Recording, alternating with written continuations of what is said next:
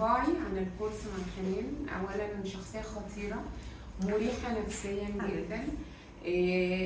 يعني بتبذلي كل مجهود تقدري تعمليه، وانا انا شخص بيحب يحكي طول الوقت، بحكي حواديت مرعبه مضحكه زي ما كنت بحكي لكم في وسط الكورس. يعني انا حد متكلم وبحكي كتير. لما ابتديت بقى ان انا اتمرن عشان هقف احكي قدامكم لو احنا اصحاب ومع بعض طول الكورس، لا حسيت انها مهنه صعبه ومش بالسهوله اللي انا بحكي بيها حواديتي العبيطه دي. عايزه ترتيب وتنظيم واداء وكل حاجه. ف حاسه قد ايه بقيمتك انك بتقفي قدام العدد ده من الناس وتحكي الحدوته زي ما بشوف في الفيديو كده بكل ثقه وكل طلاقه. فميرسي على الكورس الجميل، وميرسي على الجروب الجميل بجد اللي اتعرفت عليه، وان شاء الله مش اخر مره.